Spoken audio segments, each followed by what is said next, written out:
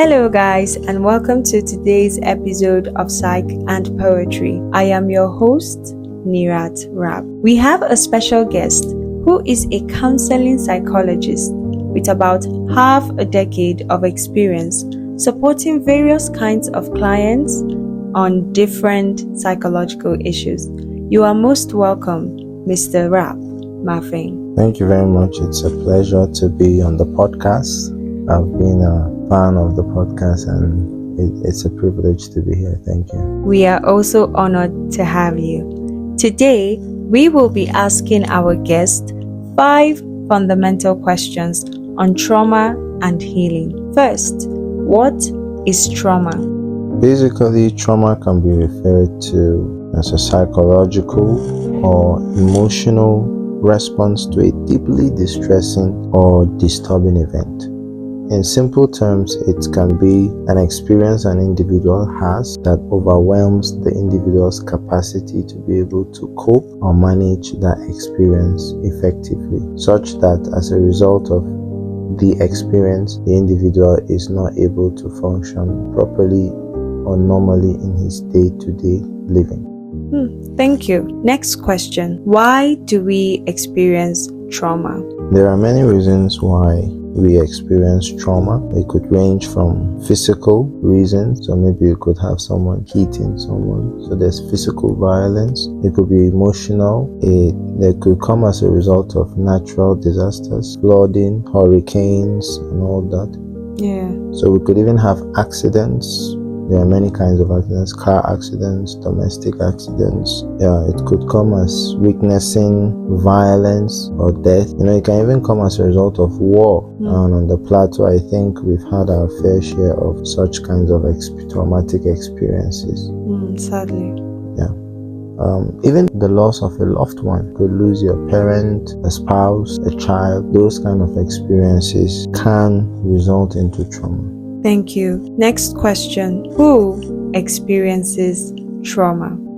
Honestly, anyone can experience trauma, regardless of your age, your gender, your background, socio-economic status, educational level, even previous experience. You might be used to certain experiences, but at certain levels you can be overwhelmed. So basically, anyone can experience trauma. Next question. When can we say someone is traumatized? There are a number of things that we can look to be indicators of someone who is traumatized. But I would like to draw a line here to say that there are certain generic or general symptoms or features that we can look to and say, based on this, it seems this person is traumatized. However, as individuals, we're all unique in our experiences. We could experience the same trauma, but how we respond to it could be different. So there is a unique aspect to how each individual manifests or responds to trauma. But then on a general level, we have some that we can look to. One of them we have is what we call flashback. Flashbacks are situations or instances where the individual recalls the experience that he had, and such experiences can occur sometimes as nightmares. Secondly, avoidance of triggers.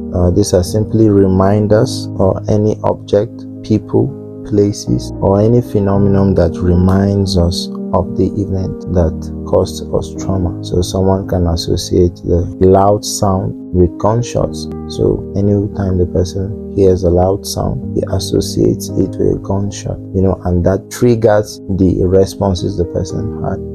We could also look at this difficulty in sleeping, concentrating, feelings of guilt, shame, or self-blame are very common in cases of abuse. Could also have withdrawal from social activities or previously enjoyed or from previous hobbies. There's increased anxiety and depression.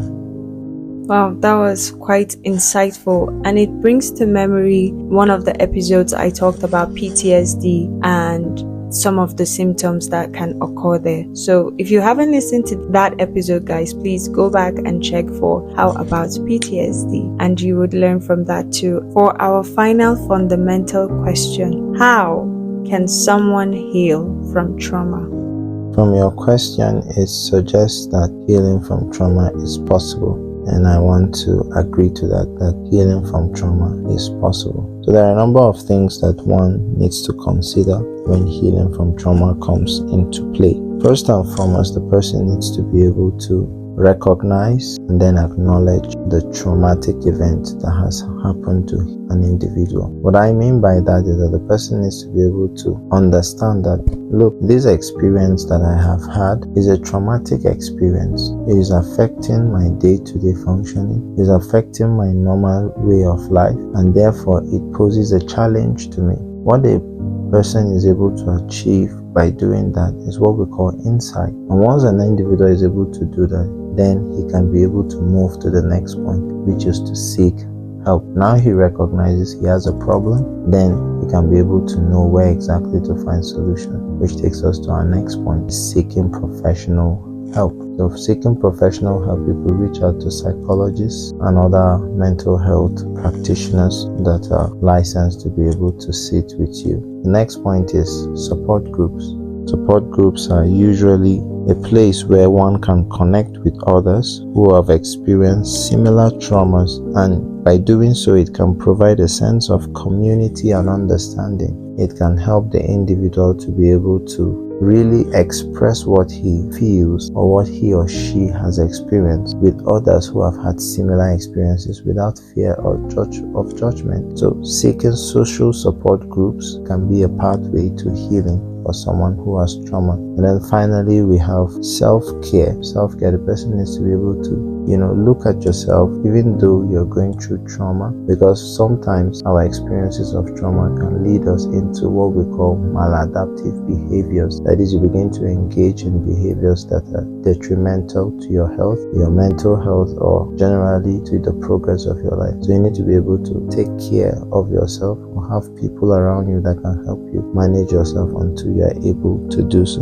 So sometimes you might be required to go to hospitals for checkup. You can need people to check up on you. You might need to keep your hygiene and other things. So self-care is very important. And I think these 4 points can be able to help anyone get started significantly on a journey of healing. Thank you. Wow, I feel like I am in therapy right now. Thank you so much, Mr. Rab, for such great insight into trauma and the healing process. Now, guys, we just asked these fundamental questions. There are so many other things about trauma, so many intricacies, and trust me, if there was more time, we would have heard so much more from our guests. But if you have questions, please leave it in the comment and we'll definitely get it across to our guest and he will respond to you. Thank you so much for listening to Psych and Poetry, and we're grateful to Mr. Rab for making it today. It's been a pleasure, thank you, and I look forward to being on the podcast again. Oh, we look forward to having you again. All right, guys. Ciao. To the friends we lost to time, how did we turn to familiar strangers? When did we go cold? I anxiously anticipate our reunion, and that soon. To the family, born not out of our decisions, but graciously assigned to us to nurture, to strengthen, to love, and to forgive. You are always in my heart.